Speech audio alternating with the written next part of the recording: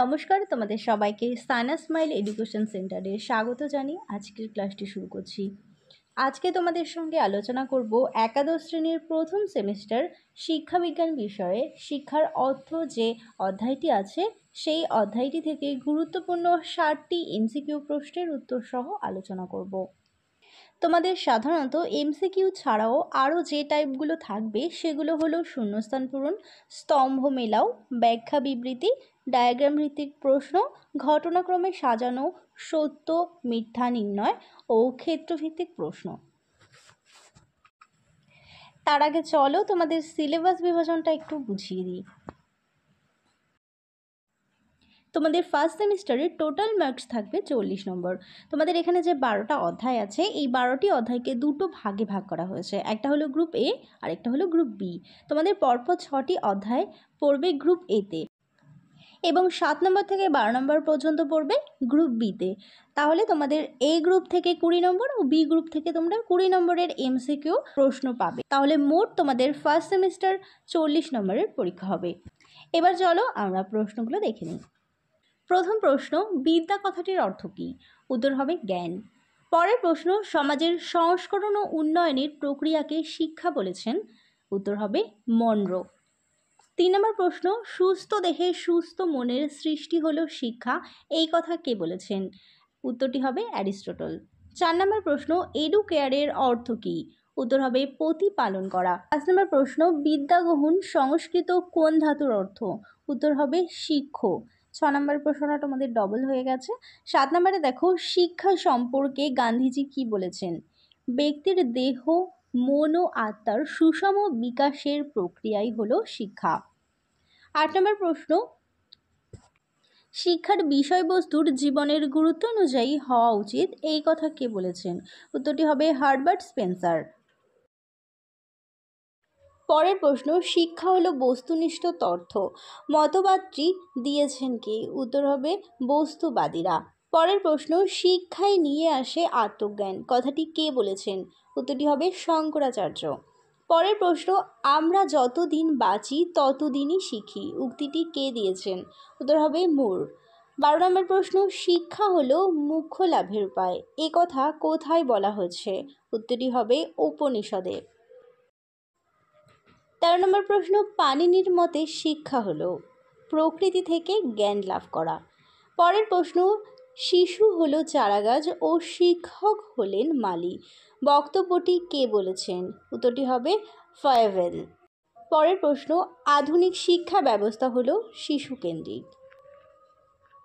16 নম্বর প্রশ্ন, বৈদিক যুগে প্রার্থী ও জ্ঞান লাভের জন্য প্রচলিত শিক্ষার নাম কি? উত্তর হবে অপরাবিদ্যা। 17 নম্বরে আছে আধুনিক শিক্ষার জনককে? উত্তরটি হবে রুশো। 18 নম্বরে আছে লকের মতে শিক্ষার দিকগুলো কি কি? উত্তরটি হবে দৈহিক, নৈতিক ও বৌদ্ধিক। 19 নম্বরে আছে কোনটি শিক্ষার ওপর নির্ভরশীল নয়? উত্তরটি হবে দৈহিক গঠন। 20 নম্বরে আছে জীবনব্যাপী শিক্ষার অন্যতম বৈশিষ্ট্য হলো লক্ষ্যভিত্তিক নমনীয় প্রকৃতির, শিক্ষা গ্রহণের নির্দিষ্ট কোনো বয়সসীমা নেই। পরের প্রশ্ন দেখো, প্রাচীন কোন শিক্ষা ব্যবস্থার ব্যক্তির কোনো মূল্য ছিল না? উত্তর হবে স্পার্টা। পরের প্রশ্ন, জীবিত ও মৃতের মধ্যে যা তফাৎ শিক্ষিত ও অশিক্ষিতের মধ্যে তাই তফাৎ, কে বলেছেন? উত্তরটি হবে অ্যারিস্টটল। পরের প্রশ্ন, আধুনিক শিক্ষা হলো একটি বহুমুখী প্রক্রিয়া। 24 নম্বরে আছে প্রাচীন ভারতের শিক্ষা ছিল তবে ধর্মকেন্দ্রিক। পরের প্রশ্ন, শিক্ষাক্ষেত্রে শিক্ষকের ভূমিকা হলো সহায়কের। পরের প্রশ্ন, শিক্ষার একটি প্রকৃতি হলো শিক্ষা হলো একটি একমুখী প্রক্রিয়া। পরের প্রশ্ন, কল্পনা শক্তির বিকাশ হলো শিক্ষার একটি পরিধি। 28 নম্বরে আছে শিক্ষা দর্শন হলো শিক্ষা বিজ্ঞানের একটি পরিধি।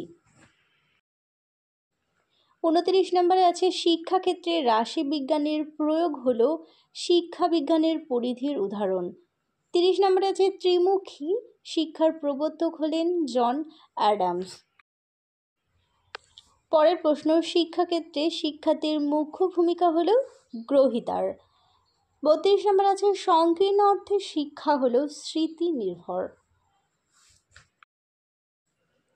33 নম্বরে আছে স্বর্ণথলির তত্ত্বটি প্রযুক্ত হয় সংকীর্ণ অর্থে শিক্ষায়। পরের প্রশ্ন, সংকীর্ণ অর্থে শিক্ষার প্রতিষ্ঠান হলো বিদ্যালয়। 35 নম্বরে আছে শিক্ষার কোন ধারণার সঙ্গে রুশো, স্পেস্তালসির প্রমুখের নাম যুক্ত? তোটি হবে সম্পূর্ণরূপে শিক্ষাতত্ত্ব। 36 নম্বরে আছে স্বর্ণকণিকার শূন্য ভাণ্ডার তত্ত্বের অপর নাম হলো স্বর্ণথলির মতবাদ। পরের প্রশ্ন, শিক্ষা হলো এক ধরনের ড্যাশ প্রক্রিয়া। উত্তর হবে আচরণ পরিবর্তনকারী। পরের প্রশ্ন, অ্যাডামসের মতে শিক্ষা হলো একটি ড্যাশ প্রক্রিয়া। উত্তর হবে দ্বিমুখী। পরের প্রশ্ন, বৈদিক শিক্ষার 4টি পর্বকে বলে চতুরাশ্রম।